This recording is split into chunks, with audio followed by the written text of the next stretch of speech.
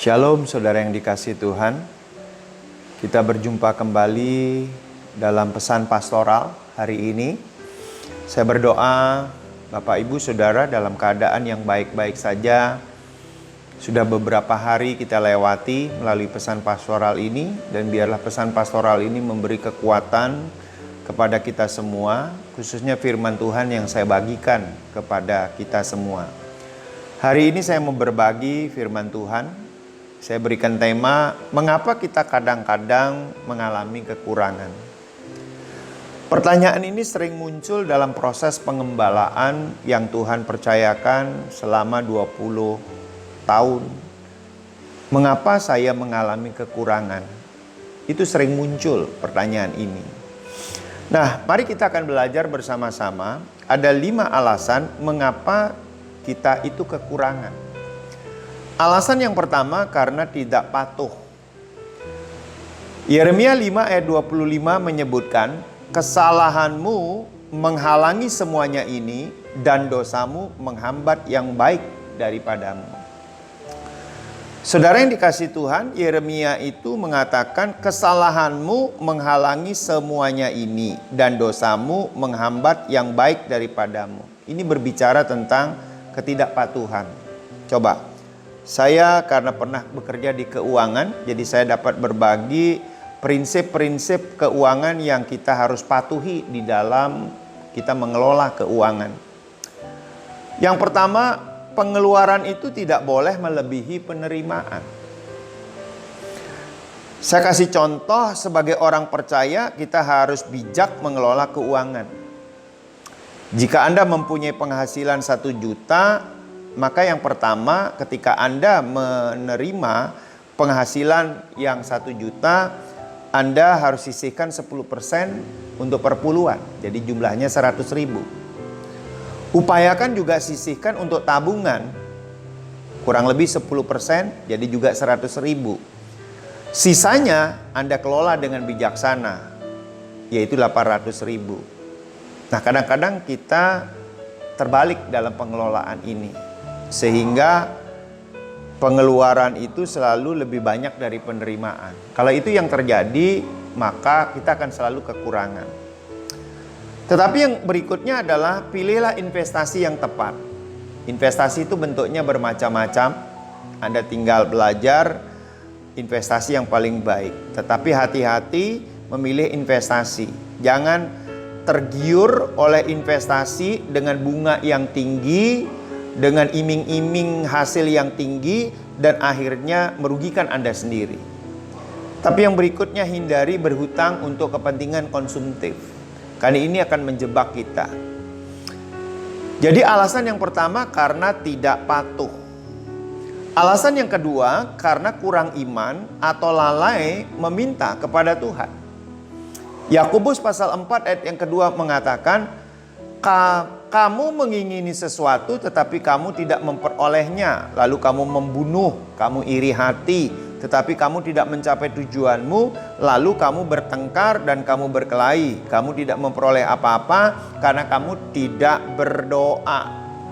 Saudara yang dikasihi Tuhan, ayat ini berbicara yaitu kita kurang beriman atau lalai meminta kepada Tuhan. Dikatakan di situ karena kamu tidak berdoa. Kadangkala kita lupa, belum doa tapi kita ingin karya Tuhan nyata di dalam diri kita. Yakobus pasal 1 ayat ke-6 sampai dengan ke-8, hendaklah ia memintanya dalam iman dan sama sekali jangan bimbang, sebab orang yang bimbang sama dengan gelombang laut yang diombang-ambingkan kian kemari oleh angin. Orang yang demikian janganlah mengira bahwa ia akan menerima sesuatu dari Tuhan, sebab orang yang mendua hati tidak akan tenang dalam hidupnya.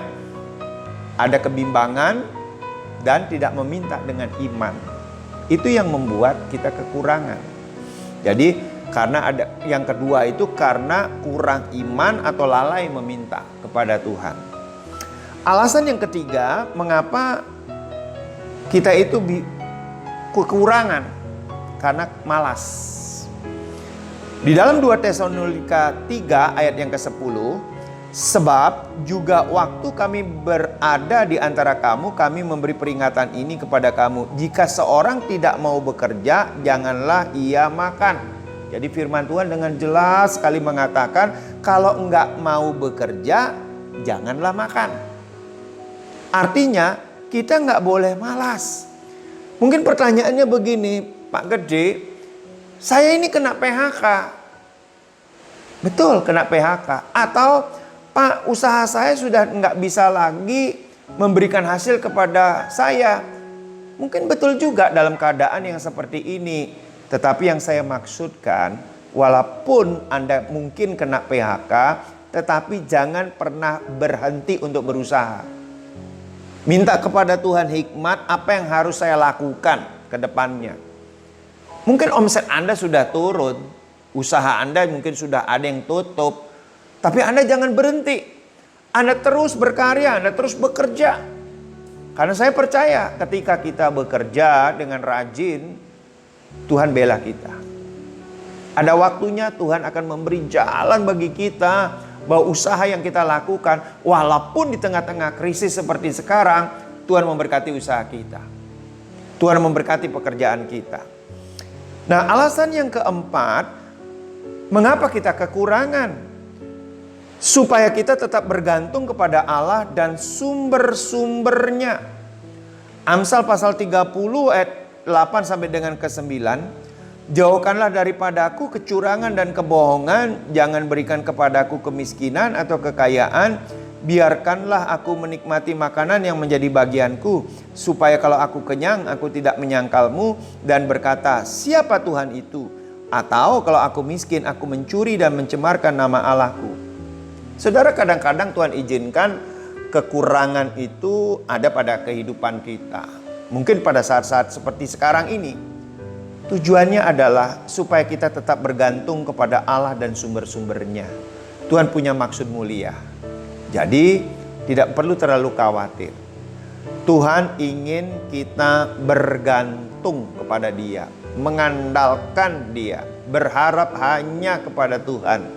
Bukan kepada pekerjaan kita, bukan kepada kekayaan kita, bukan kepada juga manusia.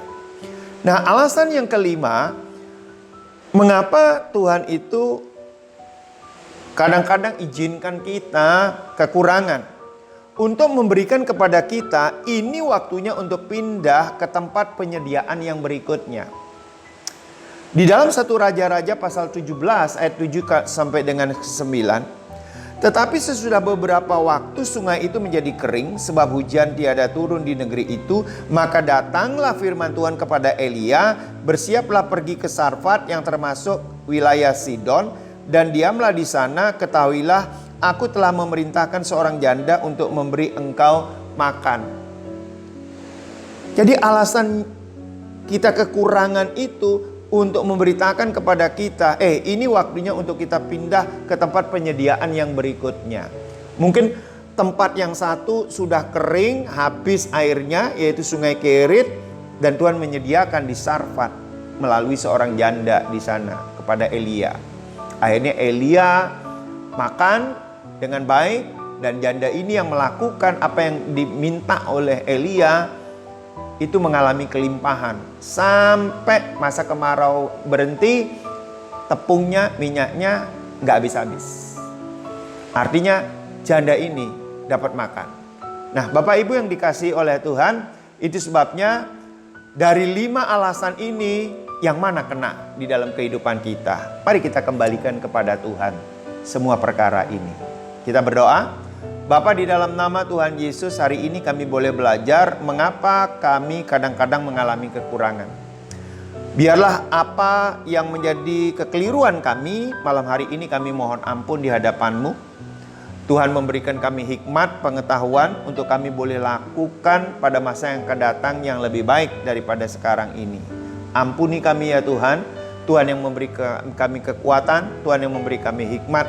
Kami percaya ya Bapa, kami sanggup melakukannya bersama-sama dengan Tuhan, sehingga ke depannya kami tidak berkekurangan, bahkan berkelimpahan dalam segala hal. Terima kasih Bapa, di dalam nama Tuhan Yesus. Amin.